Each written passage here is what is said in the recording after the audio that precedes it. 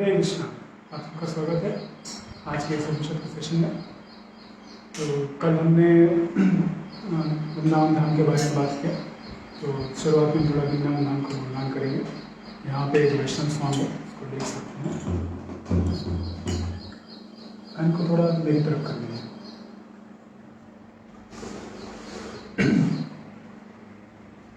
Down.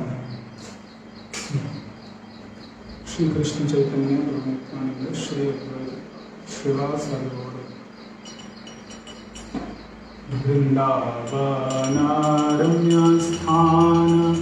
दिव्यचिन्तामणि रत्नमन्दिर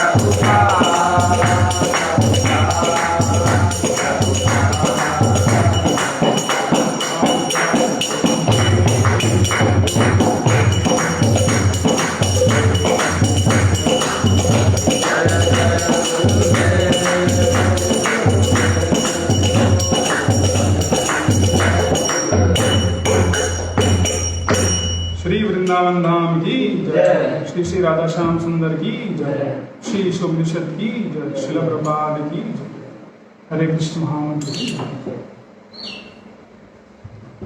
हरे कृष्ण, सबका स्वागत है आज के उपनिषद के सेशन में। मम ज्ञानतिमिरन्धस्य ज्ञानाञ्जनशलाकया चक्षुरुन्मिलितं येन तस्मै श्रीगुरुवे नमः। नमो विष्णुपदाय कृष्णप्रेष्ठाय भूतले श्रीमते भक्तिवेदान्तस्वामिनिति नामिने। नमस्ते सारस्वतीदेवे गौरवाणी प्रचारिणे निर्विशेष शून्यवादी पाश्चात्यदेशतारिणे। जय श्री कृष्ण चैतन्य प्रभु नित्यानंद श्री अद्वैत गदाधर श्रीवासादि गौर भक्तवृंद। हरे कृष्णा कृष्ण कृष्ण हरे हरे, हरे राम राम राम हरे हरे। कुछ तकनीकी खराबियों के कारण हमारा सेशन आज थोड़ा देर से शुरुआत हुआ। यहाँ पे इंटरनेट थोड़ा कमज़ोर है, इसलिए थोड़ा समय लगेगा, क्षमा करिएगा उसके लिए। तो ये जो वैष्णव गीत है इसके विषय में थोड़ा सा उसका हम लोग देखेंगे, ट्रांसलेशन जो है उसका अनुवाद। जैसे बता रहे हैं कि वृंदावन धाम का वर्णन हो रहा है, कैसे जो वृंदावन धाम है वह चिंतामणि से भरा है, पूरा चिंतामणि का बना हुआ है। चिंतामणि वो है कि आपकी जो भी इच्छाएं सब संपूर्ण पूर्ण होती हैं, आप जो भी इच्छा करेंगे आपको मिलेगा। तो चिंतामणि धाम है और वहाँ पे बहुत सारे रत्नों के बने हुए मंदिर और महल हैं। और वहाँ पे बहुत सुंदर जो हंस होते हैं वो क्या कर रहे हैं, वो यमुना के एकदम आध्यात्मिक जो वातावरण है और जल है उसमें वो खेल रहे हैं। और वहाँ पे क्या है, बहुत बड़ा सा एक क्या है, स्वर्ण कमल। तो आप अगर ये जो गुरुकुल आचार्य ट्रेनिंग का जो लोगो है उसमें आपने देखा होगा कि एक लोटस बना हुआ है, तो लोटस यहीं से आया है। वो लोटस के बारे में यहाँ बताया जा रहा है। क्या है उसमें, तार मध्य हेमपीठ, उस क्या कहते हैं लोटस में जो कमल का फूल है स्वर्णिम, उसमें एक बीचों बीच जो उसका होता है जगह पे, वहाँ पे बहुत बड़ा महल है जो कि स्वर्ण का बना है और उसके 8 पंखुड़ियाँ हैं।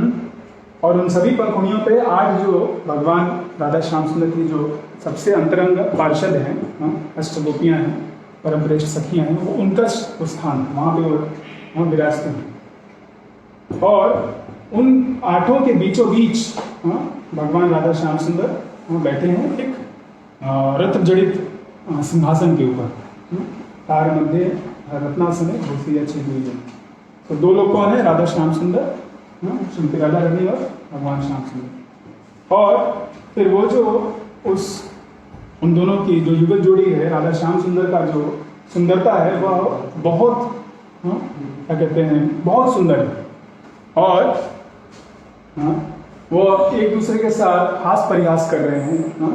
और उससे क्या हो रहा है, अगल बगल जितने भी भक्त लोग हैं, आत्माएं, उनको अमृत प्रदान कर रहे हैं। तो नरोत्तम दास ठाकुर हमारे एक आचार्य हैं, वो प्रार्थना कर रहे हैं कि ये जो दिव्य लीलाएं हैं भगवान राधा श्याम सुंदर की, हमेशा मेरे हृदय में वह बनी रहे, स्फुरित होती रहे। तो कल हम जैसे बात कर रहे थे कि नाम रूप गुण और लीला, आखिर पे सबसे पहले भगवान नाम का साक्षात्कार होता है। जैसे हम अभी हरे कृष्ण नाम का जप कर रहे हैं, हरे कृष्ण कृष्ण कृष्ण हरे हरे, हरे राम राम राम हरे हरे। तो ये करने के बाद धीमे धीमे जब शुद्धिकरण होता है तो सबसे पहले भगवान का जो रूप है, राधा कृष्ण का, राधा रमन का, राधा श्याम सुंदर का, वो रूप हमको उसका दर्शन होता है। फिर और हम आगे भक्ति में बढ़ते हैं तो हमें उनके गुण पता चलते हैं कि वो कितने महान हैं, कितने दयालु हैं और कितने वो ऐश्वर्यवान हैं, सब पता चलता है उनके अनंत गुणों के बारे में। और फिर जैसे जैसे हम और आगे बढ़ते हैं तो हमें पता चलता है उनकी लीलाओं के बारे में, और उनकी लीलाओं में हम प्रवेश कर सकते हैं, उन लीलाओं को हम देख सकते हैं, सहायता कर सकते हैं। तो ये क्या है, पराकाष्ठा है भक्ति। तो उसी को यहाँ पे नरोत्तम ठाकुर ने ये अच्छे से वैष्णव गीत की प्रार्थना के रूप में लिखा है। हरे कृष्ण।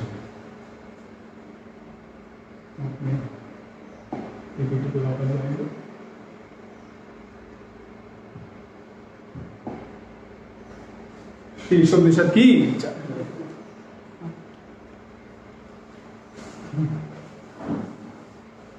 तो कल हमने देखा, नेक्स्ट ये हमारा सेक्शन चल रहा है 9 to 14।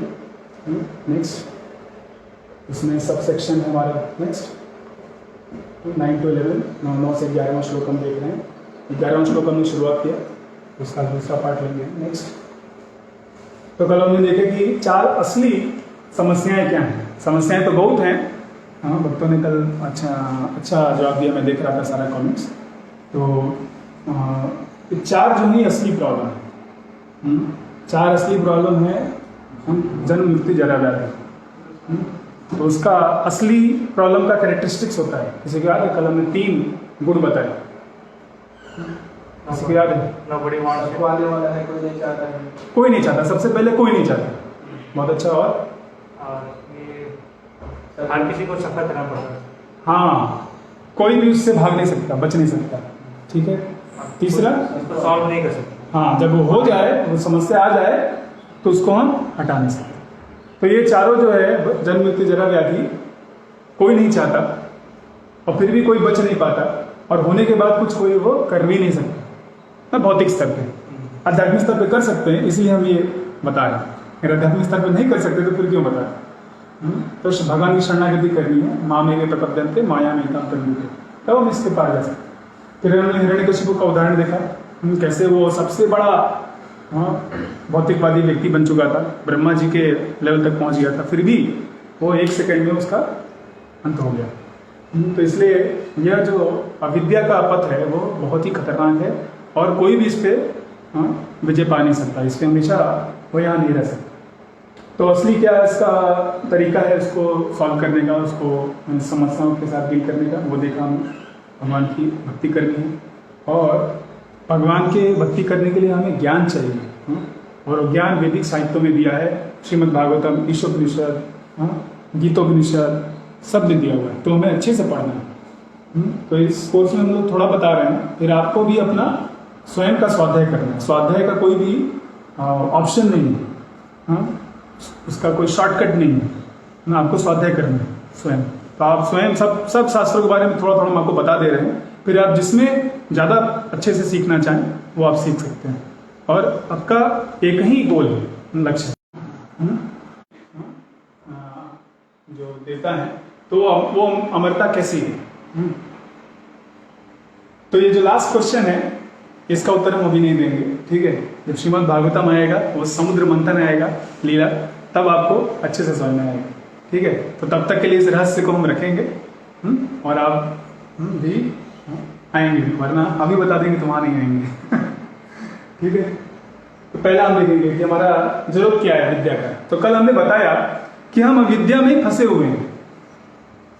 जीव के ऊपर अविद्या का एक क्या कहते हैं, ब्रह्मा जी ने जब बनाया सबसे पहले, तो अविद्या का उन्होंने 5 लेयर बनाए।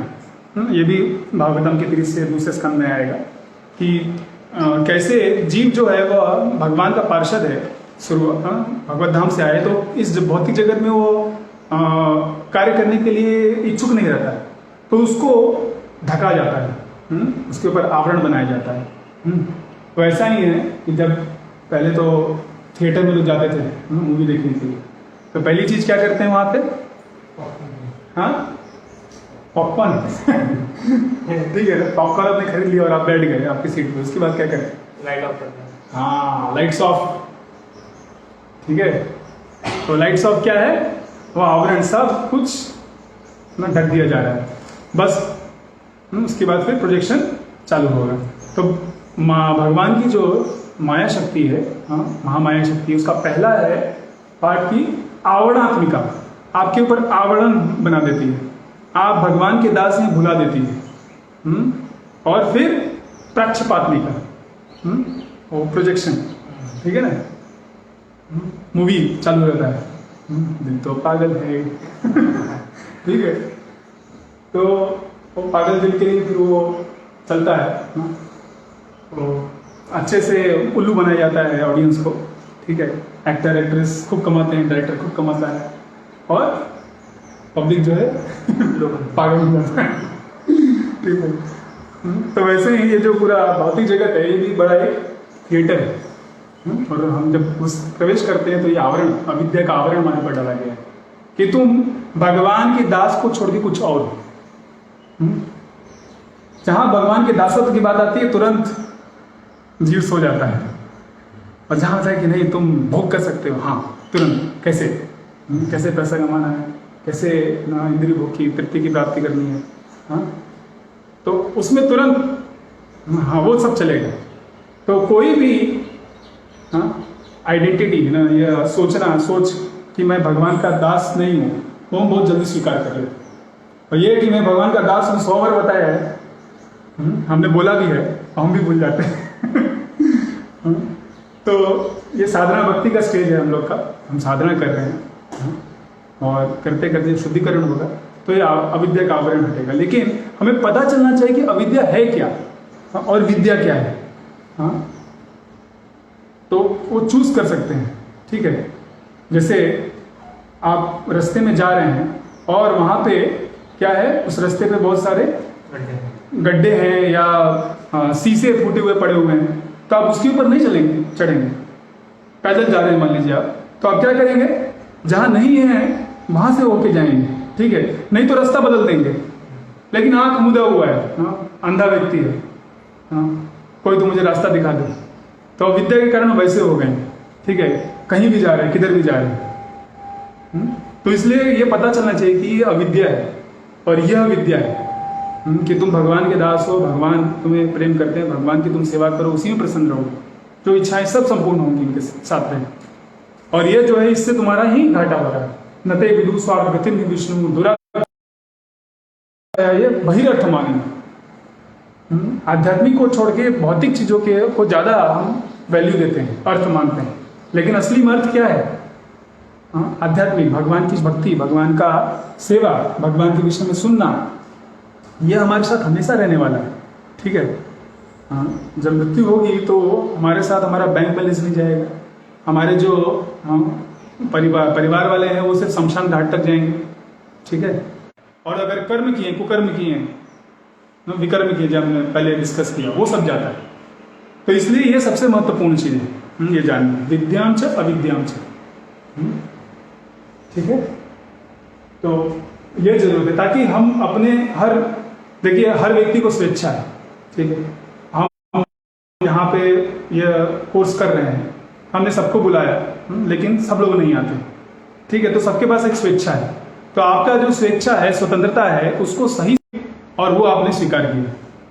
ठीक है, तो आपको कुछ सुख मिलेगा थोड़ा सा। ठीक है, वो सुख क्या सफिशिएंट है ना आपकी भूख मिटाने के लिए? तो वैसे ये जो पूरा संसार का जो पूरा सुख है भगवान के लिए, वो बस एक अन्न के बराबर है, क्योंकि वो क्या है, उनकी भिन्न प्रकृति, उनसे सेपरेटेड है ना। जैसे मैं भगवत धाम जाना, न कि यहां पड़े रहना, और जब तक यहां पे हैं तब तक भगवान स्वीकार करते हैं आपकी सेवा। ठीक है, हाँ चलो भाई तुम कुछ नहीं कर सकते तो कम से कम यही करो। जैसे एक व्यक्ति था, पहले के समय में, वो बहुत पुरानी बात है, वो कुछ पैसा कमाने के लिए विदेश जाता है, तो उसकी अपनी पत्नी को वो क्या बोलता है, उसने अपना खुद का एक विग्रह बनाया और दे दिया कि तुम इसकी सेवा करो। ठीक है, समझो कि मैं यहाँ पे हूँ और मैं कुछ महीने में वापस आऊँगा। तो जब वो चला गया तो वो जो माता जी थी, उन्होंने बहुत अच्छे से उस विग्रह की सेवा की, हर रोज नहलाती थी, धुलाती थी, खिलाती थी। ठीक है, जैसे हम लोग विग्रह की सेवा करते वैसे किया उन्होंने। अब एक दिन क्या हुआ, वो अपना जो विग्रह है, पतिदेव है उनका, आरती कर रही थी और बाहर में उनके पति वापस आ गए। वो खटखटाए जा रहे हैं दरवाजा, लेकिन वो क्या कर रही हैं, पूजा अर्चना की जा रही है। अरे जो असली व्यक्ति है वो स्वयं आ गया है, तो अभी उसकी सेवा करिए। जब वो नहीं था तब ये दिया गया।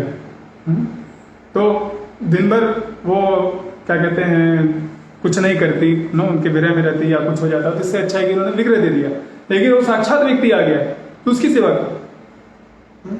तो इस तरह भगवान की सेवा जो है, अगर हम आध्यात्मिक जगत में जाके करेंगे, वहाँ हमारा आध्यात्मिक शरीर होगा और भगवान को सीधे हम सेवा कर सकते हैं।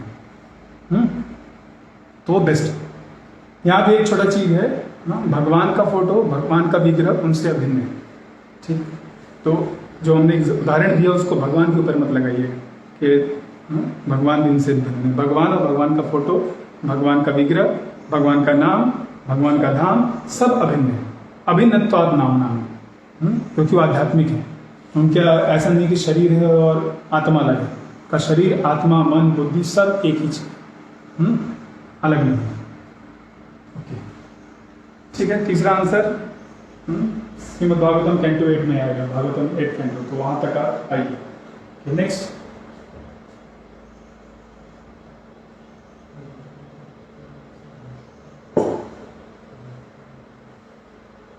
ओके, तो ये मंत्र क्या रहा है, कल हमने इसका ऑलरेडी उच्चारण कर दिया। नेक्स्ट,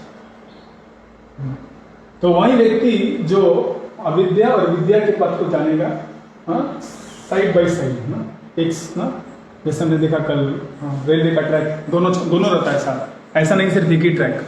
सिर्फ अविद्या पर रहेंगे तो भी आपका वो ट्रेन गिर जाएगा, सिर्फ विद्या पर रहेंगे तब भी ट्रेन गिर जाएगा, क्योंकि आपको पता नहीं कि गलत चीज क्या है, और दोनों को साथ साथ कल्टीवेट करना है। तब आपका जो आध्यात्मिक जीवन है वह आपके गंतव्य स्थान भगवत धाम तक जाएगा।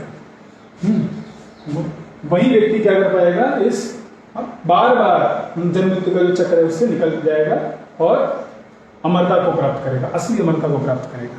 ओके, नेक्स्ट, थोड़ा हम रिवाइज कर रहे हैं कल का कंटिन्यूटी के लिए। तो हमने ऑलरेडी देखा ये जो संसार है, अलग अलग चीज़ें हो रही है संसार में जो कि हमको नहीं रहने देती हैं। पिछले साल एक देश है शायद लेबनान में 27,000 किलो टन का डायनामाइट या कुछ था ना, विस्फोटक सामग्री, और ब्लास्ट हो गई। ठीक है, तो ये सब चीज़ें हो रही है संसार में। इसीलिए भगवान दिखाना चाहते हैं कि ये जगह हमारे लिए नहीं बना, ये हमारा घर नहीं। नेक्स्ट, तो चैतन्य चरितामृत में ये श्लोक आता है, कई बार हम इसको उच्चारण कर चुके हैं कि बोलिए मेरे पीछे, माया मुग्ध जीवेर नहीं, माया मुग्ध जीवेर नहीं, स्वतः कृष्ण ज्ञान, स्वतः कृष्ण ज्ञान, जीवेर कृपाय कैला, जीवेर कृपाय कैला, कृष्ण वेद पुराण। कृष्ण वेद पुराण। तो माया मुग्ध जीव, वह जीव, भौतिकवादी जीव क्या हो गया है, माया द्वारा मुग्ध हो गया है। तो उसका जो चेतना है, कृष्ण चेतना है, वो अपने आप नहीं आता। ठीक है, लोग कहते हैं भक्ति करने की क्या जरूरत है, जब वृद्धावस्था आएगी तो अपने आप करो, तो अपने आप नहीं होता है। तब ना आप कुछ देख पाएंगे, ना बोल पाएंगे, ठीक है, ना समझ पाएंगे।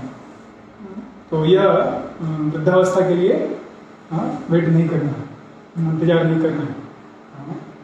प्रहलाद महाराज बोलते हैं कि 5 साल की उम्र से चालू करना। कौमारम आचरित प्राज्ञो धर्मान भागवतान, दुर्लभम मानुषम जन्म तदपि ध्रुवम अर्थदम।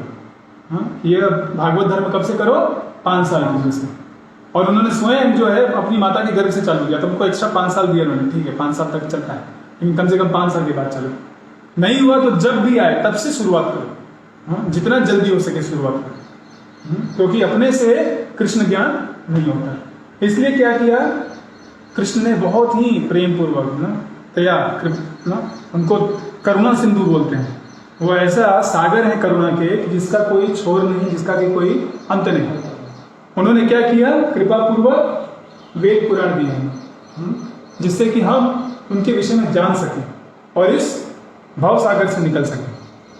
और मूर्ख लोग उसी वेद, उसी पुराण का निंदा करते हैं, उसके ऊपर पुस्तक लिखते हैं।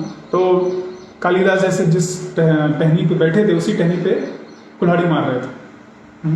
तो ये लोग अपना ही गला काट रहे हैं वेद पुराण का तिरस्कार करके। ठीक है, और वेद पुराण जो है वो शाश्वत हैं, उनको कोई असर नहीं पड़ता कोई क्या बोले। ठीक है, ये हमारे ऊपर है कि हम उनको सुने, समझें, प्रश्न करें और अपने जीवन में पालन करें। ठीक है, तो ये हमारा क्या कहते हैं रिस्पॉन्सिबिलिटी, हमारी उत्तरदायित्व, हमारा उत्तरदायित्व है। Okay, next. तो कल हमने देखा कि कैसे ये हम हमारा सिचुएशन ऐसा है, मछली जो पानी से निकल गई, तो हमारा आध्यात्मिक जगत जो हमारा घर है वहाँ से निकल गए हैं और हम फड़फड़ा रहे हैं, खोज रहे हैं भगवान को हर तरफ और आध्यात्मिक धाम को। आपको याद होगा वैकुंठ ब्रह्म और आनंद ब्रह्म हमने एक बार चर्चा किया था कि हम सोचते हैं कि ये संसार हमेशा रहेगा और हम जो भी करेंगे वो हमें आनंद देगा, और ऐसा होता नहीं। हम जो करते हैं उसका उल्टा होता है, ठीक है। और यह यहाँ पे ये हमेशा नहीं रहने वाला, ठीक। तो नेक्स्ट, हाँ, इसलिए क्या करना है, भौतिक जगत से निकलिए और आध्यात्मिक जगत में चले जाइए, जहाँ सभी भगवान के पार्षद सब हैं और वहाँ हमेशा रह सकते हैं। वो हमारा असली घर है, अपना घर है। घर जो है ना, वो 4 दीवारी से नहीं बनता है। होम और हाउस में डिफरेंस है। होम मतलब घर कहाँ है, जहाँ आपका हृदय है, ठीक है। ये हो सकता है आप रह रहे हो कहीं और, लेकिन आपका जहाँ आपका संबंध है, प्रेम का संबंध है, वो आपका असली घर है। तो यह असली संबंध जो है भगवान के साथ है, भगवान के भक्तों के साथ है, वहाँ जाना हमें। तो थोड़ा और आज देखेंगे इसके बारे में, आध्यात्मिक जगत के बारे में। श्रीमद् भागवतम के नेक्स्ट 10वें स्कंद में यह आती है बात। बहुत बार बार बताया गया है, वहाँ पे स्पेशली बताया गया है ना, वृंदावन धाम के बारे में और वैकुंठ जगत के बारे में। तो ब्रह्मा जी का ये श्लोक है।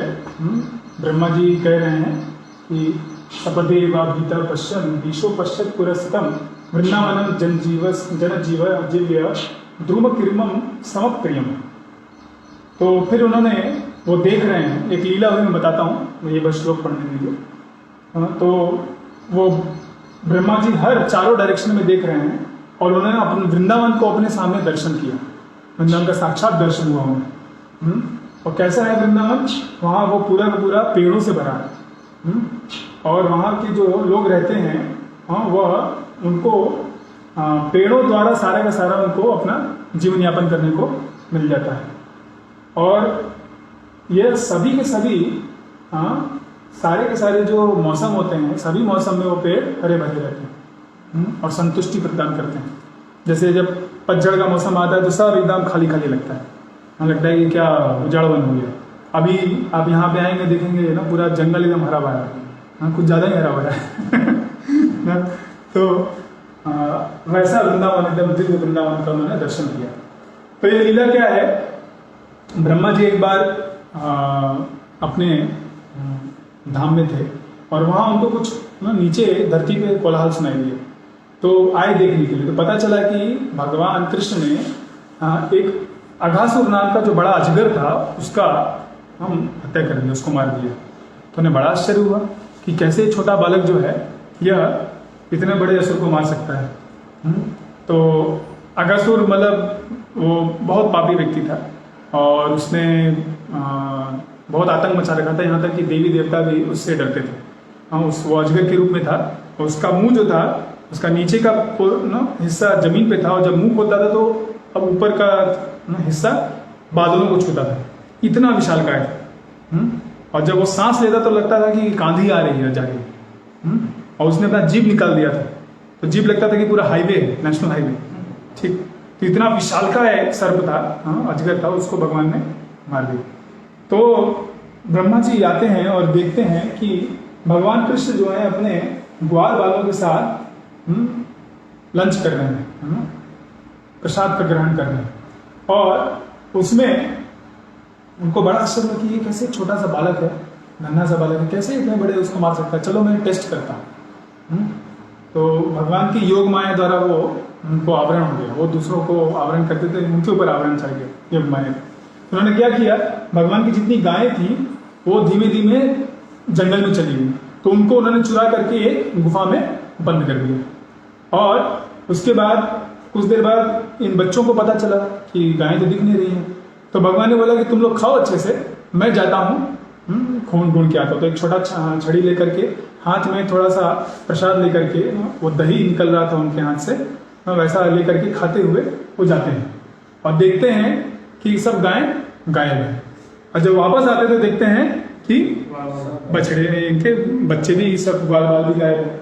तो भगवान तुरंत मुस्कुराने लगते हैं, उन्हें पता चल जाता है कि यह ब्रह्मा जी का खेल है। तो ब्रह्मा जी ये सब कार्य करके थोड़ी देर के लिए अपने धाम जाते हैं सत्यलोक में, और 1 सेकंड में वापस आते हैं, उनके 1 सेकंड में। तो उनके 1 सेकंड में यहाँ पे 1 साल बीत जाता है। तो भगवान ने क्या किया, उस बीच में 1 साल सारे के सारे गाय, सारे के सारे ग्वाल बाल के रूप में विस्तार किए। तो भगवान कृष्ण स्वयं थे विष्णु मूर्ति के रूप में। और जैसा जितना जिसका कोई छोटा था, कोई लंबा था, कोई मोटा था ना, कोई ना जिसका जैसा चेहरा था, जैसे ऐसा मेंटेलिटी था, वैसा उन्होंने एग्जैक्ट रूप धरा।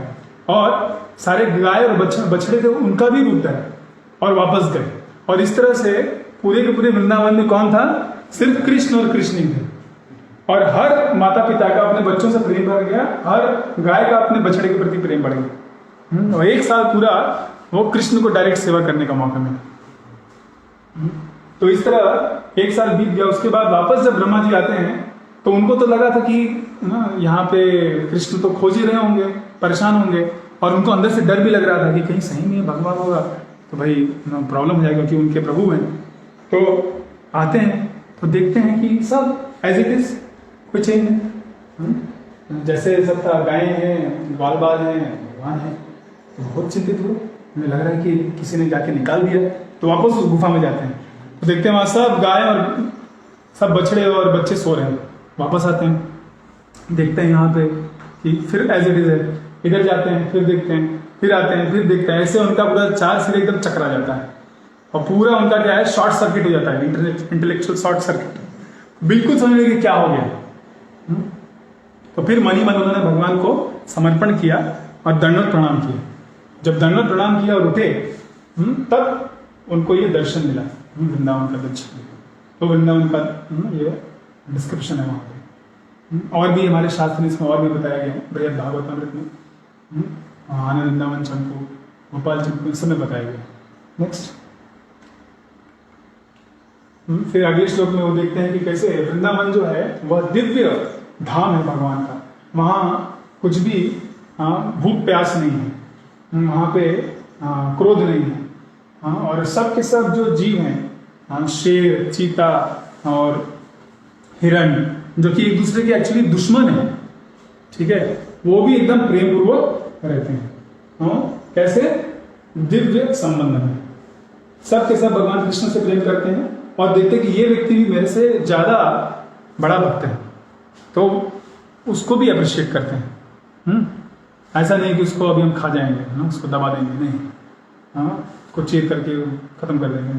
वो सब के सब देखिए साथ रहते हैं, सारे के सारे मनुष्य, सारे के सारे जीव सब साथ रहते हैं। कोई किसी को वध नहीं करता, कर ही नहीं सकता, क्योंकि आध्यात्मिक जगत है, कोई मर्दा नहीं। तो यह वृंदावन धाम है। नेक्स्ट फिर ब्रह्मा जी ने वो धाम के दर्शन के बाद भगवान का उनको दर्शन हुआ। वहीं द्विभुज स्वरूप, एक हाथ में थोड़ा सा देखिए, यहाँ पे हाथ में वह थोड़ा प्रसाद लिए हुए हैं, दही वगैरह है, उसमें से फल निकल रहा है और खा रहे हैं, और बालक रूप में वो लीला कर रहे हैं। तो वो उन्होंने देखा कि भगवान को देखा, वन विदाउट अ सेकेंड, जिनका कि कोई और व्यक्ति नहीं है उनके जैसा। वो पोसेसेस फुल नॉलेज अनलिमिटेड, जो कि संपूर्ण ज्ञान है उनके पास और असीमित व्यक्ति है स्वयं। वो क्या कर रहे हैं, वो एक ग्वाले के बच्चे का रूप धर करके आराम बच्चों आम व्यक्ति की तरह यहाँ वहां घूम रहे हैं, अकेले खड़े हैं, और पहले की तरह जैसे एक साल पहले उन्होंने देखा था वैसे ही थे। और क्या कर रहे हैं, अपने गायों और बछड़ों को, अपने बछड़ों और ग्वाल बालों को ढूंढ रहे हैं। तो यह कपट मानुषम, एक कपट लीला कर रहे हैं। तो दिख रहा है क्या और एक्चुअली क्या है। तो उनको फिर बाद में उन्होंने दर्शन दिया कि सभी के सभी जो ग्वाल बाल थे वो भगवान ही थे, चतुर विष्णु मूर्ति का दर्शन मिलता है उनको। सब गायें के जो बछड़े वो सब के सब भगवान स्वयं। तो उनकी बुद्धि पे ठिकाने आती है, समझते भाई ये सही में भगवान है। ठीक है, वो बोलते हैं कि लोग बोलते हैं कि हाँ हम शायद भगवान को जानते हैं, लोग बोलेंगे कि हमें पता है भगवान के बारे में, लेकिन मैं कहता हूं मैं भगवान के बारे में कुछ नहीं जानता। तो ये उनका साक्षात्कार है ब्रह्मा जी का, जिनके पास 4 सिर है, उनका जिन्होंने पूरा ये ब्रह्मांड बनाया है, ठीक है, वो उनका ये साक्षात्कार है। तो इस तरह से हम देखिए कृष्ण और कृष्ण का जो धाम है कितना दिव्य है। नेक्स्ट फिर कृष्ण के बारे में भागवतम के 10वें स्कंद के 43वें अध्याय में आता है। यह वह अध्याय है कि जहाँ भगवान ने कुवलयपीड़ हाथी का वध किया और बस अब वो कंस के मल्ल युद्ध के लिए प्रवेश कर रहे हैं उस क्या कहते हैं, दंगल के स्थान में, अखाड़े में घुस रहे हैं, प्रवेश कर रहे हैं। तो वहाँ पे जो प्रवेश करते हैं तो बहुत ही महत्वपूर्ण श्लोक आता है, बहुत क्या कहते हैं, आचार्य उनके ऊपर टीका किया है। मल्लानाम स्नेहिनांदर वर स्त्रीणाम स्मरो मूर्तिमान गोपानम स्वजनो सताम शिति भुजम शाश्वता स्वपितृशिशु मृत्युर्भोजपते विराज अविदुषम तत्त्वं परम योगिनाम वृष्णीनाम परदेवते देवतेति विदितो रंगम गतः साग्रज अपने भाई बलराम के साथ वह प्रवेश कर रहे हैं। तो हर व्यक्ति अपनी चेतना के अनुसार उनको देख रहा है। उसका साक्षात्कार क्या है, नेक्स्ट में बता रहा हूं। नेक्स्ट क्या है साक्षात्कार? अलग अलग ग्रुप के जो लोग हैं वो कृष्ण को अलग अलग तरीके से देखते हैं। हमने बताया था ना, ये यथामा प्रपद्यन्ते, आपका जो अंदर का भाव है वैसा भगवान आपको रिवील करेंगे अपने आप को। तो जब वह प्रवेश किए उस मल्ल स्थान में युद्ध में अपने बड़े भाई के साथ, तो जो मल्ल युद्ध करने आए थे ना, चाणूर मुष्टिक जो पहलवान लोग थे, उन्होंने कैसे देखा? लाइटनिंग बोल्ट, ये जो बिजली है, बिजली की तरह दिखा कि ये व्यक्ति एकदम बिजली की तरफ हाथ करेगा और खत्म कर देगा, क्योंकि वो उनके प्रति उनका क्या भाव था? वो ईर्ष्यालु थे, उनको मारना चाहते थे। तो उनको भगवान ने दर्शन की, मैं इतना शक्तिशाली बिजली की तरह दिखा। जो व्यक्ति थे मथुरा के रहने वाले, उन्होंने देखा कि यह सबसे महान पुरुष है, बेस्ट ऑफ ऑल मेन्स, जितने भी पुरुषगण हैं उनमें सबसे शक्तिशाली, सबसे महान है। और जितनी भी स्त्रियां थी, उन्होंने देखा कि यह साक्षात कामदेव है, भगवान से सभी आकर्षित हो गए, साक्षात कामदेव। कामदेव जैसे पूरे ब्रह्मांड को वो आकर्षित करते हैं, भगवान सारे के सारे ब्रह्मांड को आकर्षित करते हैं हर व्यक्ति से। उनका नाम ही कृष्ण है। कृष्ण मतलब सर्व आकर्षित कृष्ण, वह व्यक्ति जो सबको आकर्षित करे। यहाँ पे कोई मिस वर्ल्ड, मिस यूनिवर्स होगा तो सिर्फ मनुष्यों को आकर्षित कर सकता है, कीड़े मकोड़ों को नहीं, पेड़ों को नहीं, बच्चों को नहीं, गायों को नहीं, सांप को नहीं, ठीक है। लेकिन कृष्ण जो है हर जीवात्मा को आकर्षित करते हैं, हर व्यक्ति उनसे आकर्षित होता है। सर्व आकर्षक इति कृष्ण। नेक्स्ट, जो ग्वाले थे, उनके वृंदावन से आए थे, वो उनको क्या समझ रहे थे? अरे ये तुम्हारा लाला है, उनका रिलेटिव है, उनका संबंधी है। इम्पायर्स रूलर्स जो राजा लोग थे और वो दुष्ट राजा थे, वो क्या देख रहे थे कि चेस्टाइजर, उनको देख के ही उनकी हालत खराब हो गई, ये तो हमारी पिटाई करने वाले हैं, हमारा जितना भी मनमानी था सब खत्म होने वाला है। जो भोज के राज थे, भोज, किंग ऑफ भोजस, कौन है किंग ऑफ भोजस? कंस, स्वयं कंस। कंस ने क्या देखा? साक्षात मृत्यु, जिससे भागने का उसने प्रयास किया, जिसके लिए अपनी बहन के 6 बच्चों को मार डाला, और जिसके लिए उसने इतना सारा असुरों को भेजा वृंदावन में, लेकिन फिर भी नहीं मरा। अब वो साक्षात मृत्यु रूप में उसके सामने आ गया। और जो मूर्ख लोग थे वो देखे कि ये भगवान का क्या है? विराट रूप है, विश्व रूप है। और जो योगी लोग हैं जानते ही है कौन है? परम सत्य, जिसके ऊपर ओम करके मेडिटेट करते रहते हैं, वो स्वयं साक्षात आ गए। और जो वृष्णि थे, वृष्णि मतलब जो यदुकुल के लोग हैं, उन्होंने देखा कि ये कौन है? उनके वर्शिपेबल डीटी है, उनके पूज्य भगवान स्वयं है, जिनकी वो पूजा करते, इष्ट देव स्वयं है। तो इस तरह से एक कृष्ण, लेकिन हर व्यक्ति उनको अपनी अपनी चेतना के अनुसार देखता। तो कृष्ण में प्रॉब्लम नहीं है। अगर हम कुछ कृष्ण में प्रॉब्लम देख रहे हैं तो प्रॉब्लम किधर है? हमारी चेतना में। हमारी चेतना उनकी सेवा करने की नहीं है। यहाँ देखिए एक ही है, लेकिन अलग अलग लोग देख, कोई डेथ की तरह देख रहा है, कोई उनको अपना संबंधी देख रहा है। तो इसलिए चेतना को शुद्ध करना सबसे महत्वपूर्ण है। प्रभुपाद जी ने हमारे सोसाइटी का नाम क्या रखा है? कृष्णा कृष्णा कृष्णा कृष्णा एक्टिविटीज नहीं, कृष्णा क्या कहते हैं, फंड कलेक्शन नहीं, कृष्णा बुक डिस्ट्रीब्यूशन नहीं, कृष्णा कॉन्शियसनेस सबसे महत्वपूर्ण है। कृष्ण कॉन्शियसनेस, आपको कृष्ण चेतना प्राप्त हो, हमेशा कृष्ण भावना भावित रहे। भक्ति रसायन सिंधु में आपको बताया सबसे महत्वपूर्ण क्या है? हमेशा भगवान को याद करना। सततम स्मर्तव्य विष्णु विस्मर्तव्य न जातु ना, ये सबसे महत्वपूर्ण रूल है। बाकी सारे जो नियम कानून है इसीलिए है कि आप हमेशा भगवान को याद कर सकें। तो ये जो कार्य है ना, आपका नाम जप करना, बुक डिस्ट्रीब्यूट करना, मंदिर बनाना, फंड कलेक्ट करना, ये सब माध्यम है। इसको बात को ठीक हम समझा देते हैं अच्छे से।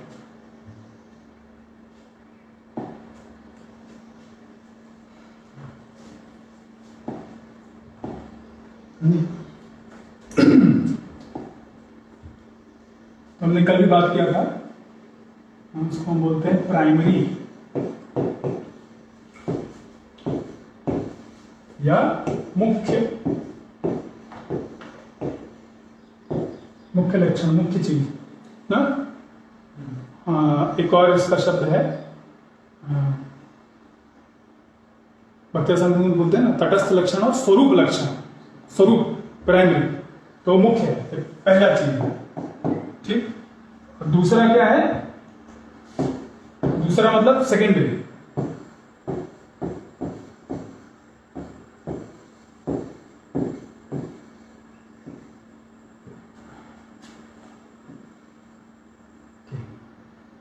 इसको बोलते हैं गौण, तटस्थ, लेकिन यहाँ पे मुख्य और गौण ऐसे हम बात करते हैं। तो प्रमुख चीज, सबसे महत्वपूर्ण चीज क्या है, भगवान को याद करना, भगवान को प्रसन्न करना। और जो सेकेंडरी है, दूसरा चीज है, वह उसको हेल्प करने के लिए, मदद करने के लिए। जैसे हम यहाँ पे आपसे ना शिक्षा दे रहे हैं आपको, तो ये सब चीजें क्या है, सेकेंडरी है।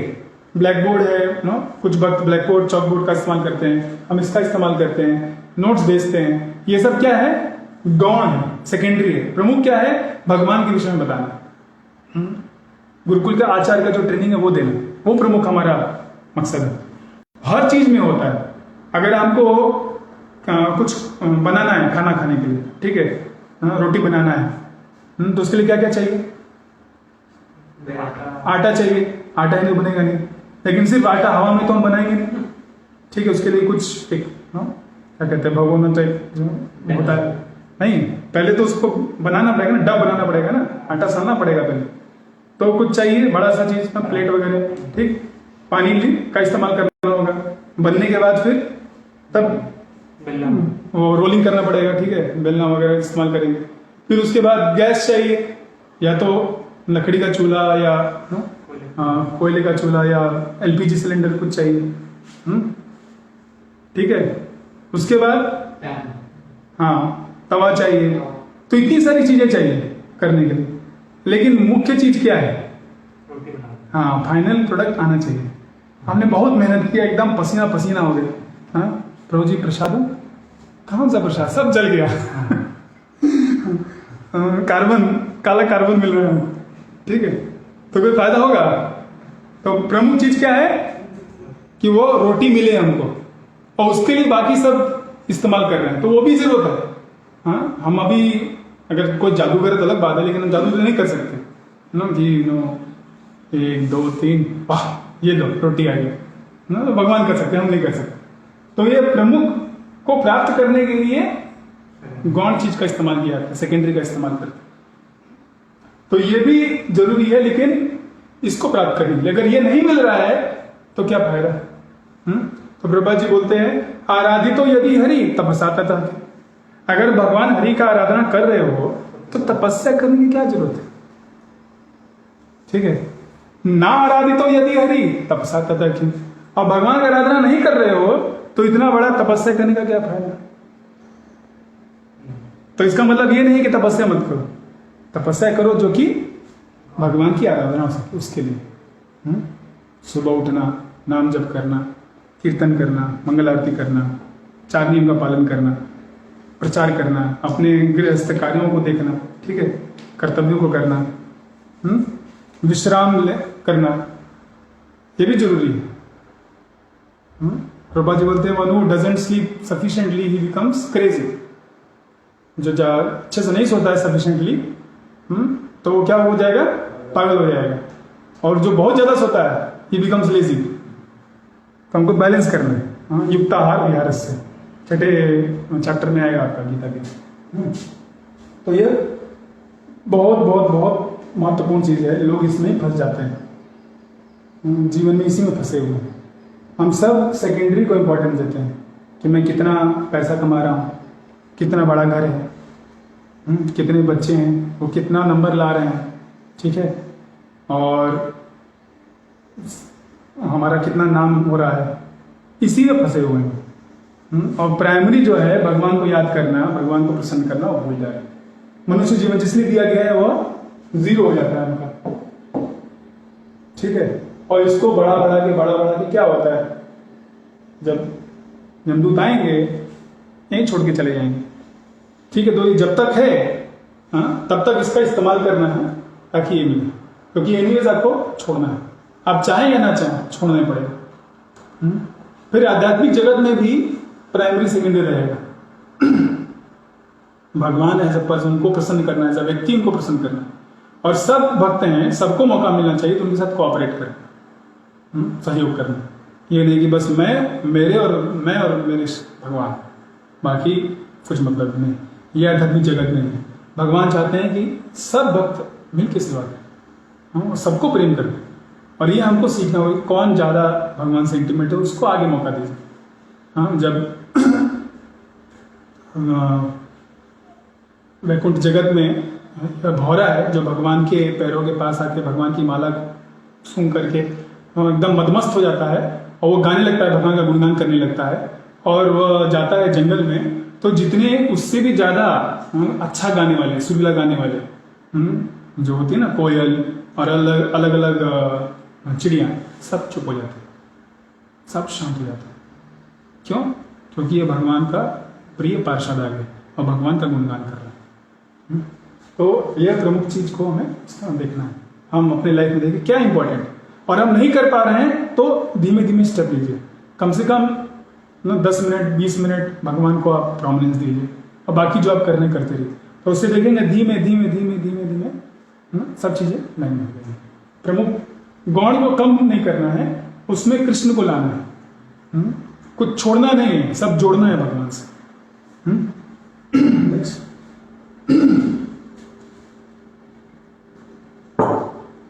इसको डन कर दे।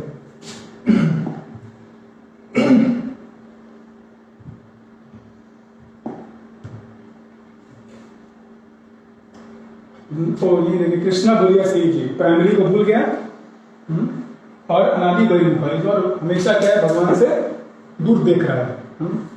अतः माया तारे दे संसार दुख, इसलिए क्या है, माया हमको दुख दे रही है, त्रिताप दे रही है। माया देवी के हाथ में क्या है, त्रिशूल, और वह हर जीवात्मा के पेट में मार रही है। भाग जाओ यहाँ से, भाग जाओ यहाँ से, भाग जाओ यहाँ से, भाग यहाँ से, जरूरत नहीं तुम्हारी यहाँ पे, ठीक है। आदि दैविक, आदि भौतिक, आध्यात्मिक क्लेश, ठीक है। लेकिन फिर भी हम क्या बोलते हैं, माँ, उसी माँ का हम लोग पूजा करते हैं। माँ बोल रही है, अरे मत रहो यहाँ पे। पूजा करना गलत नहीं है, लेकिन वो पूजा किस लिए, हमको जन्म दे, धनम दे, वो सब मांग रहे हैं।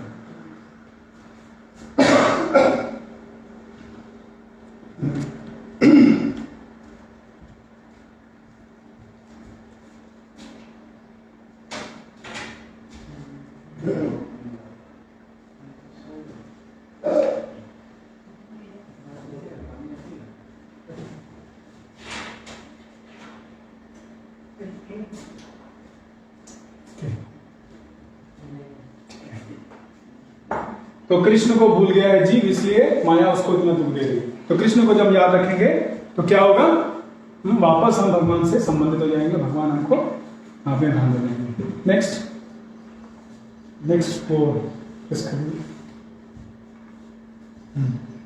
तो भगवान अपने धाम से आते हैं, हाँ, अपने स्वयं आते हैं, अपने भक्तों को भेजते हैं, किस लिए, ताकि यह जो सिद्धांत है, ये जो संबंध ज्ञान है, हाँ, यह सबको मिल सके।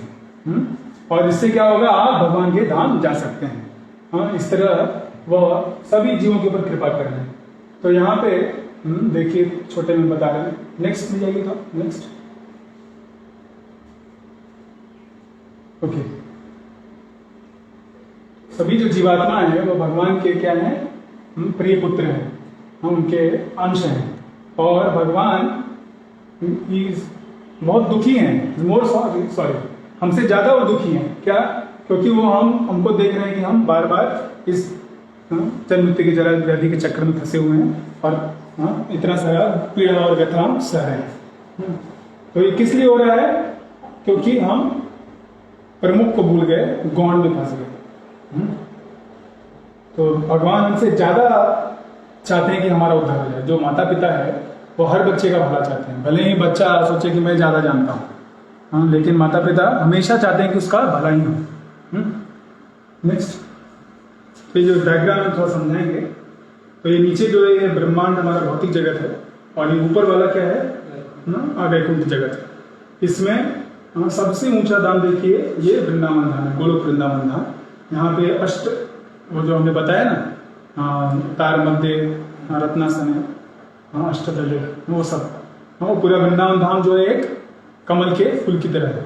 उसका सेंट्रल पार्ट जो है वो भगवान राधा कृष्ण, राधा श्याम सुंदर हैं, और उनके चारों तरफ फिर बाकी इनके प्रमुख जो भक्त हैं वो हैं, और फिर बाकी सब है।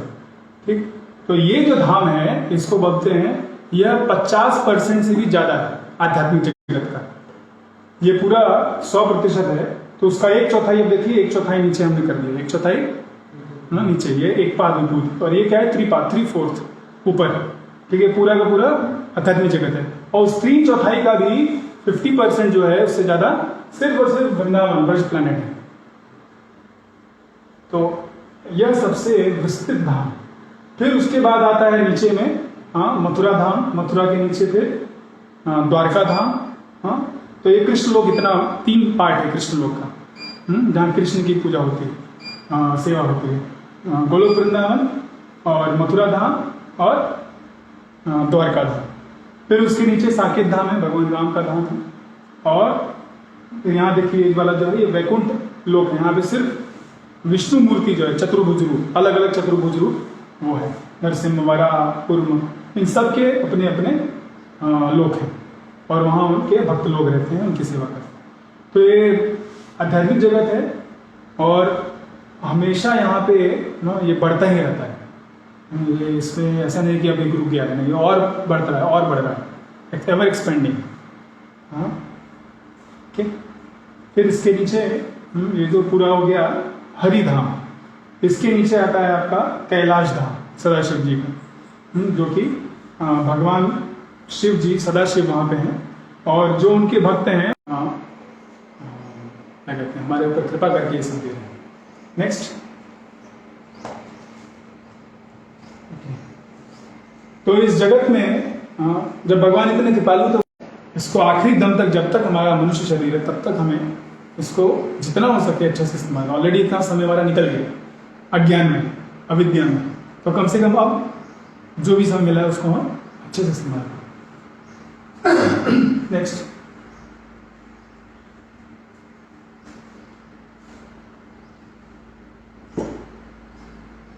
आपको बिजली की आवश्यकता है, बिजली पैदा करिए, जाइए बड़ा बड़ा थर्मल पावर स्टेशन बनाइए, वो बनाइए, ठीक है। तो जो काम घर में बस एक छोटे पंखे से हो जाता, उसके लिए इतना बड़ा सेटअप किया गया है। और जब नहीं रहता, अभी हम उससे आसक्त हो गए, जब नहीं रहता है तो हम परेशान हो जाते हैं, क्यों हो गया? तो यह अविद्या का पथ है। हम नहीं कह रहे कि आप इसको इस्तेमाल करना छोड़ दीजिए, अब बस उसमें भगवान को जोड़िए। हम भी फैन का इस्तेमाल कर रहे हैं, हम भी सब इलेक्ट्रॉनिक चीज़ों का इस्तेमाल कर रहे हैं, किस लिए कर रहे हैं? ताकि भगवान का बारे में लोग जान सकें, भगवान की भक्ति हम कर सकें, दूसरे कर सकें, आने वाली जनरेशन्स कर सकें। तो विद्या का, अविद्या मतलब आप क्या कर रहे हैं, सिर्फ इंद्र वृत्ति के लिए कर रहे हैं। यह क्या है, बार बार जन्म मृत्यु चक्र का चक्र लगा रहेगा।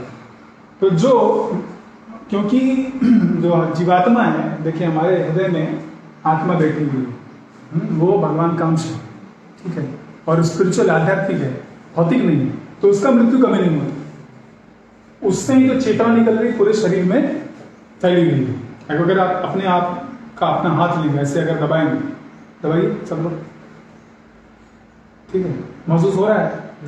क्यों महसूस हो रहा है? क्योंकि आपकी चेतना जो है यहाँ तक। लेकिन यहीं अगर आप सो जाएं या कुछ पैरालिसिस हो जाए तो आप नहीं, कुछ उसको काट भी दीजिए तब भी आपको दर्द नहीं होगा, एनेस्थीसिया दे दीजिए, उसके बाद कुछ नहीं होता आपको महसूस, बाद में होता है जब वापस चेतना आती है। तो चेतना जो हमारी शक्ति है वो आत्मा की शक्ति है, हाँ, वो अमर आत्मा की शक्ति है। तो वो कभी मरता नहीं। तो इस तरह हमें कभी भी मृत्यु नहीं होती, लेकिन हम इस शरीर में आसक्त हैं, इसलिए शरीर का बार बार, हाँ, वो मिलना और छीना जाना, उसको ही जन्म मृत्यु बोलते हैं। तो मृत्यु क्या है? वैसा ही जैसा कि आप हर रोज कपड़े निकालते हैं, कल जो पहना था आज नहीं पहना, उसको धोने के लिए रख दिया, ठीक है। तो एक जीवन में हमको एक शरीर मिला है, वो एक कपड़े के अनुसार, ठीक है। उसके बाद जब ये शरीर पूरा हो जाएगा, उसको हटाइए, दूसरा शरीर दिया जाएगा। तो ये बार बार ये चक्र आ रहा है जा रहा है, क्योंकि हम चाहते हैं इंद्रिय तृप्ति करना। तो इंद्रिय तृप्ति ही का जो इच्छा है उसको हमें छोड़ना। नेक्स्ट, तो जो मूर्ख मनुष्य है वो पूरी तरह से अविद्या में लिप्त है। और इस ये देखिए जो क्रूअल प्रोसेस है ना, क्या क्या जीवात्माएं हैं, यहाँ पे मछली है, फिर बाद में शुतुरमुर्ग बन रहा है, शेर बन रहा है, गुरिल्ला बन रहा है, मनुष्य बन रहा है, और फिर अगर गड़बड़ काम करे तो फिर वापस ही पहुंच जाता है। जलजानव लक्षानी स्थावरा लक्ष्मणस्पति, इस तरह से 9 लाख जो है जल में रहने वाली स्पीशीज हैं, ठीक है। 30 लाख स्पीशीज जो है कीड़ों की है, अलग अलग ऐसे स्पीशीज बताया गया। मनुष्यों के 4 लाख हैं। तो ये इसमें हम आ रहे हैं जा रहे हैं, आ रहे हैं जा रहे हैं, लेकिन समझ नहीं पा रहे हैं कैसे निकलना, हाँ, क्योंकि मूर्खता हमको एक अविद्या में फंसे, इसलिए अविद्या से निकलना बहुत जरूरी है।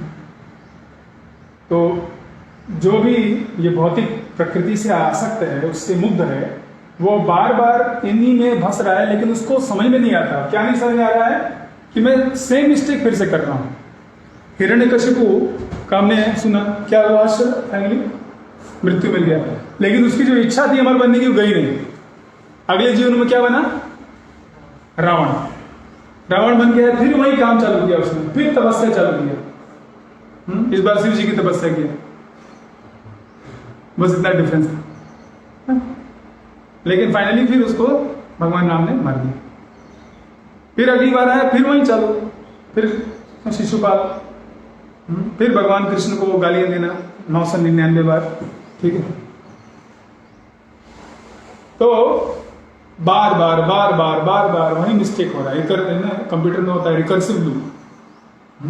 तो इस रिकर्सिव लूप से बाहर निकलना, वरना हम अपने ही फिर ये जब इसमें जाएंगे पता नहीं कब मनुष्य बन के आएंगे, और तब तक ये जो चैतन्य महाप्रभु का स्पेशल टाइम है वो निकल जाएगा। नेक्स्ट, तो इसलिए हमें विद्या को कल्टीवेट करना चाहिए, और जो भौतिक इंद्रिय तृप्ति है, अनरिस्ट्रिक्टेड सेंस एंजॉयमेंट जो है, उससे क्या हो रहा है? अज्ञान हो रहा है, मृत्यु हो रही है, वो हमें छोड़ना। नेक्स्ट, तो देखिए भगवान का सेवा कर रहा है व्यक्ति, उसको आध्यात्मिक ये उसकी भी आध्यात्मिक इंद्रियां हैं। ऐसा नहीं कि बहुत आध्यात्मिक जगत में इंद्रियां नहीं रहती, हमारी इंद्रियां रहती हैं। हमारी जो अभी की इंद्रियां हैं वो क्या है? वो रिफ्लेक्शन है उस स्पिरिचुअल आध्यात्मिक इंद्रियों की। गीता के 16वें अध्याय में बताया गया है कि ऊर्ध्वमूलम अधः शाखा, कि ऐसा एक पेड़ है जिसका कि जड़ ऊपर है और शाखा नीचे है। तो ये कोई है ऐसा पेड़ कहीं देखा है? कहाँ देखा? हाँ, तालाब में देखा है, आप लोग जानते हैं। तो तालाब में आप जाएंगे तो वहां पे जो पेड़ है, या नदी पे जाएंगे तो देखेंगे जो पेड़ है उसका शाखा नीचे की ओर है और जड़ ऊपर है। तो ये भौतिक जगत ऐसा ही पेड़ है, यह प्रतिबिंब है आध्यात्मिक जगत का। तो हमारा शरीर जो है, भौतिक शरीर भी प्रतिबिंब है आध्यात्मिक शरीर का। जैसे ये जो कपड़ा मैंने पहना है इसका हाथ है। क्यों हाथ है इसका? क्योंकि जो मेरा जो मनुष्य है उसका हाथ है, ठीक है। इतना अगर ये हाथी होता तो उसका और मोटा होता ना, पेड़ होता तो पेड़ का हाथ नहीं, तो उसके लिए नहीं बनाना पड़ता। तो ये जो बनाया गया है कपड़ा इस शरीर के अनुसार है, उसी तरह ये जो शरीर है वो आध्यात्मिक शरीर के ऊपर का आवरण है। आध्यात्मिक शरीर की इंद्रियां हैं तो इसलिए हमको इंद्रियां मिलती है। अब वो इंद्रियां हो सकती है अलग अलग है। मनुष्य के रूप में अलग इंद्रियां मिलती हैं, हाँ, जब आपको मोर बन गए या सांप बन गए तो अलग इंद्रियां मिलेंगी, लेकिन इंद्रियां रहेंगी। तो ऐसा नहीं सोचना कि आध्यात्मिक इंद्रियां नहीं रहती। ये मायावादी लोग बोलते हैं कि नहीं, आपकी आध्यात्मिक इंद्रियां नहीं रहती। जब आप एकदम महान बन जाएंगे, हाँ, पूरा आपको साक्षात्कार हो जाएगा, तो सब कुछ एक हो जाएगा, ठीक है, आप विलीन हो जाएंगे। तो वो अपना आध्यात्मिक सुसाइड कर रहे हैं, आत्महत्या कर रहे हैं। हमारा आध्यात्मिक का समाप्ति कभी नहीं हो सकता, भौतिक शरीर का समाप्ति हो। तो हमारी जो इंद्रियां हैं, उनको भगवान की सेवा में इस्तेमाल कर सकते हैं। जैसे ये यहाँ पे अच्छा माला बना करके भगवान को अर्पण कर रहा है, कृष्ण को अर्पण कर रहा है, और भगवान उसको स्वीकार कर रहे हैं। तो ये माली जो है, ये मथुरा में था। जब भगवान प्रवेश करते हैं मथुरा में, तो वहाँ पे ये माला बनाता था कंस के लिए, लेकिन भगवान को देख के वो माला बना के भगवान को अर्पण कर दिया। तो भगवान ने बोला, तुम जब तक रहोगे इस दुनिया में तब तक तुम्हें समस्त भौतिक सुख मिलेंगे, और मृत्यु के बाद तुम मेरे धाम आ जाओगे। तो अपनी ये जो बैड बार्गेन है, ये एक खराब सौदा है। भौतिक शरीर होना खराब चीज है, लेकिन उसको आप अच्छा बिजनेस करिए। क्या बिजनेस करिए? इस भौतिक शरीर के द्वारा कृष्ण की सेवा करिए। कृष्ण के भक्त, कृष्ण के मिशन के लिए जो गुरुकुल आचार्य ट्रेनिंग इसीलिए कि आप स्वयं को अभी उद्धार करें और दूसरों का उद्धार करें। वरना इस दुनिया के लोग जो है, एक तो जो महामारी है उसके कारण जा रहे हैं, वरना टेंशन के कारण लोग आत्महत्या कर रहे हैं। तो यह आप स्वयं को बचाइए और दूसरों को मदद करिए, ताकि वह भी आगे बढ़ सके, वरना वो अधोगति में जाएंगे। नेक्स्ट। तो असली जो इंद्रिय तृप्ति है वो सिर्फ तभी हो पाएगा जब हमारा भौतिक यह आवरण हट जाएगा। जैसे कि एक पेशेंट है, पेशेंट को जब वो रोग हो जाता है तो वह सुख का अनुभूति नहीं कर सकता है, ठीक है। पैर में दर्द हो रहा है, हार्ट में दर्द हो रहा है, हेडेक हो रहा है, ठीक है, तो आपको उसमें कोई आनंद नहीं मिलेगा। तो वो कैसा है?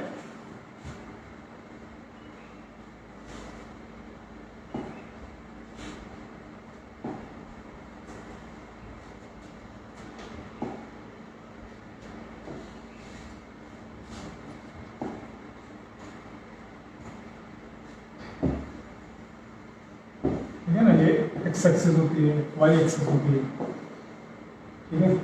तो जब हम कुछ रोग होता है तो हम यहाँ नेगेटिव में हैं ना, हम यहाँ पर हैं,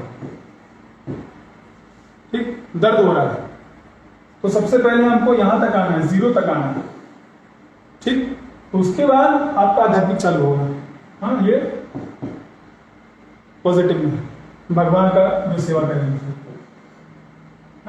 तो अभी हम भौतिक जगत में यहाँ पर हैं, हमको हम डिजीज कंडीशन में। तो पेशेंट को क्या चाहिए कि पहले हेल्दी बने। हेल्दी बनना वाला आप लिबरेट हुई, आप मुक्ति के स्तर तक पहुंचिए। अपना जो आपका नैसर्गिक स्थिति है भगवान की सेवा, मुक्ति हित्वा अन्यथा रूपम स्वरूपेण व्यवस्थित, अपने स्वरूप में स्थित हुई। और फिर वहां पे आपको जब आपका स्वरूप पता चलेगा कि मैं भगवान का दास हूं, या मैं भगवान का मित्र हूं, या मैं भगवान का पिता माता हूं, तो फिर उसके बाद आप वो सेवा कर सकते हैं। लेकिन यहाँ पे वो सेवा अभी अवेलेबल नहीं। तो अभी आप जहां हैं, यहाँ पे क्या है? आपका ब्राह्मण, क्षत्रिय, वैश्य, शूद्र, ये 4 नेचर। इस तरह से आप सेवा करिए।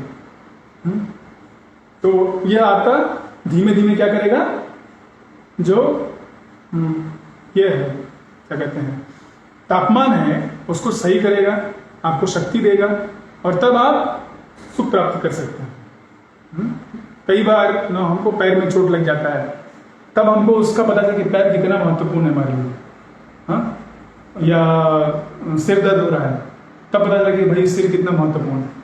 तो यह अभी हम लोग सब क्या है, ये एक रोगी की स्थिति में, तो उस रोग की स्थिति से निकलना है। और हमारे भक्ति में सबसे महत्वपूर्ण चीज क्या है? जब आप रोगी हैं तब भी सोल्यूशन क्या है? भक्ति करिए, ठीक है। यहां भी भक्ति करना ही सोल्यूशन, यही आपको उठाएगा। जब आप लिबरेट होंगे ना, यहां भी भक्ति करना है, ओके। और जब आप यहां पहुंच जाएंगे तो यहाँ भी आप भक्ति करते रहेंगे, सेम चीज, कुछ अलग नहीं करना है। तो इसलिए क्या है, पूरा एक कंसिस्टेंट प्रोसेस है। एक ही चीज को बार बार करते करते हम आगे बढ़े। भक्ति को एक लता के द्वारा कंपेयर किया गया है। लता क्या है, क्रीपर, वो किसी का सहारा लेकर के ऐसे जाती है। तो बार बार सेम चीज ही कर रही हो, श्रवणम कीर्तनम विष्णु स्मरणम, श्रवणम कीर्तनम विष्णु स्मरणम, ऐसे ऐसे ऐसे ऐसे करके वो ऊपर जा रहा है, चेतना दे रहा है। तो ये प्रोसेस है, वैज्ञानिक प्रोसेस है।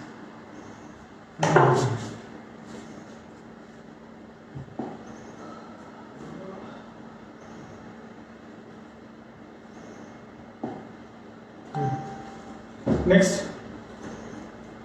तो भौतिक जो हमारा रोग है वो क्या है, हमारा तापमान जो है वो बढ़ गया, तापमान को वापस 98.4 पे लाना है।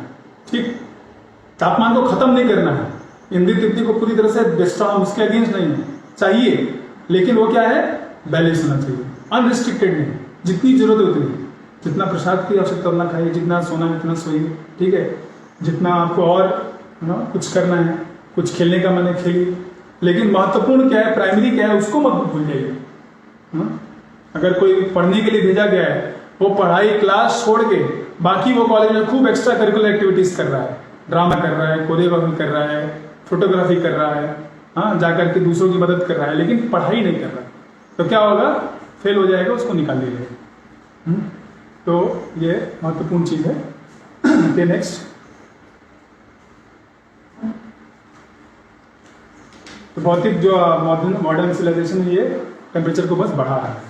Next, okay, next,